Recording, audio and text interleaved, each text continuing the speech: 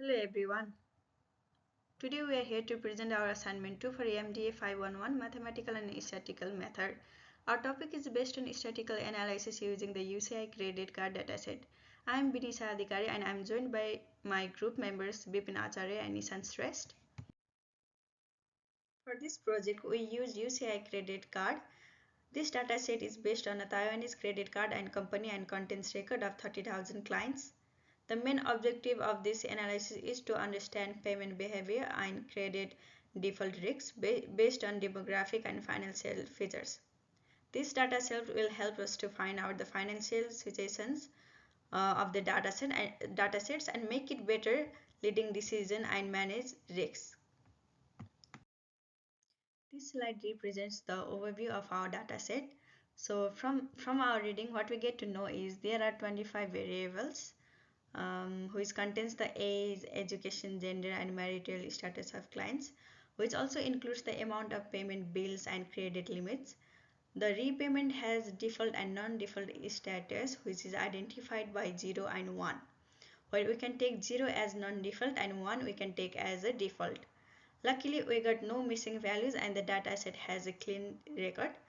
So we find like statistical and EML analysis could be a best for us to do the further learning and to analyze the dataset.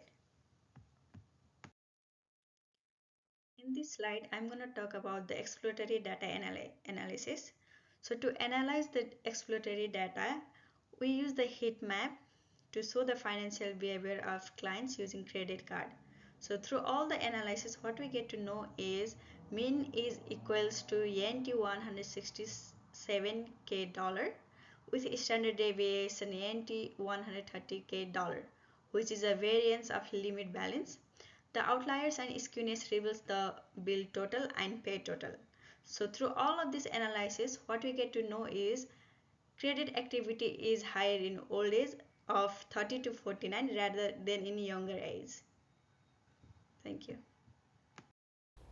Hi there.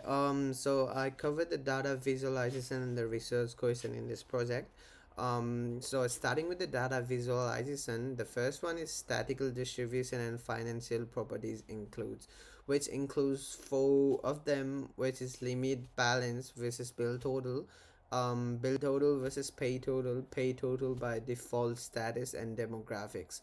So starting with limit balance versus bill total, it says that high credit limits are generally associated with high bills.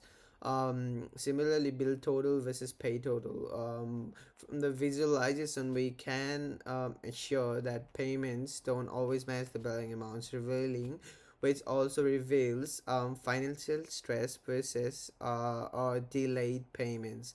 The third one is pay total by default status, the box plot in the visualization shows high variability in payments among defaulters.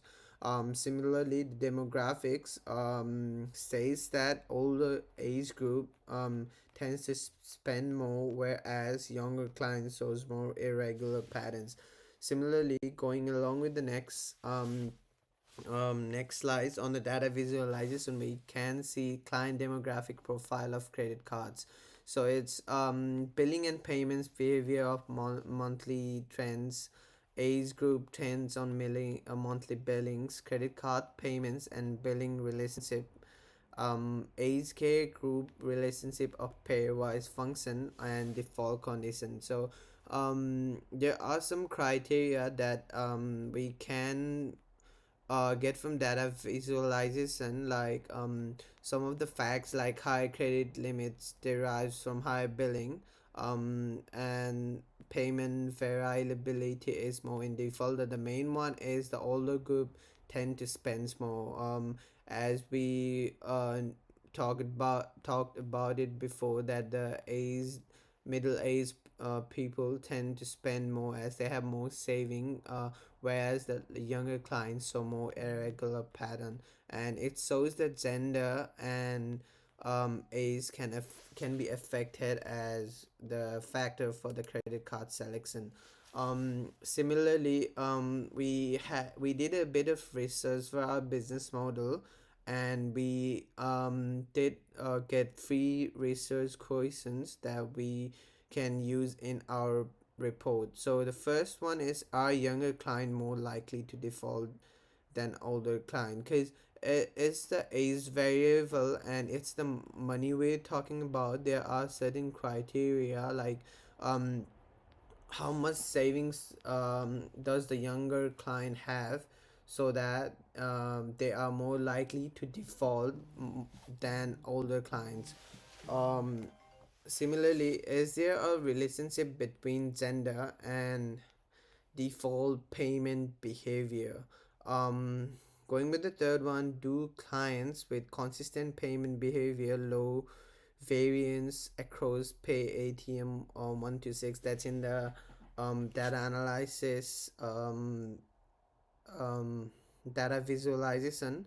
It says that does the client with the consistent payment behavior default less, has less irregular patterns, and they are paying up to date, and um, they are showing less default action, which it's affecting their credit score and stuff. Thank you so much. The next slide is hypothesis testing, which is done by which is done by Bipin Dai, which is he gonna present right now. Hi, to test the relationship between research questions, to answer those questions through statistical method, we did hypothesis testing. For the first research question, the null hypothesis is age has no effect on default likelihood, and alternative is younger clients are more likely to default than older clients. For the second research question, no difference in default rate between males and females, and alternative hypothesis is there is a difference in default rate between males and females. And for the third research question, payment consistency low variance has no effect on default likelihood, and the alternative hypothesis is client with consistent payment behavior low variance are less likely to default. And we did some testing like p-test, t-test, and analyze the hypothesis, and we found that from visualization average credit limit is 167k, average payment is nt 1.5k, and there is high quotious and skewness in repayment data. The default correction is very weak in age, correlation in very weak in age. Gender and default behavior has a clear relationship.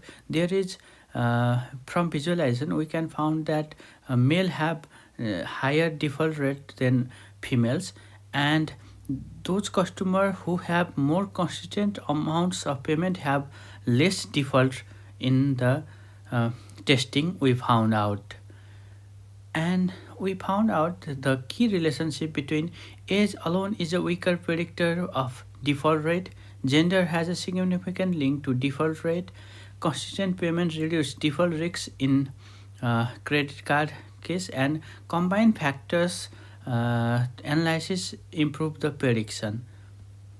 In conclusion, through this analysis, through this various visualization, we found high hidden trends and relationship among various factors like age, education, payment, and other factors. We from research question we frame impactful financial inquiries, and from hypothesis for testing we provided statistical proof for research questions and found out various links between factor and default rate. Findings help to guide to formulate credit policy and risk management for banking and other sector, to identify the risks and to mitigate to make changes to mitigate those risks. Thank you.